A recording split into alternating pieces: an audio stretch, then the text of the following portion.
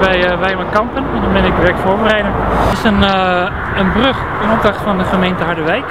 We hebben samen met architectenbureau Zwarts en Jansma en Heijmans uitgevoerd. Wijman is een grote producent van FSC gecertificeerd hardhout.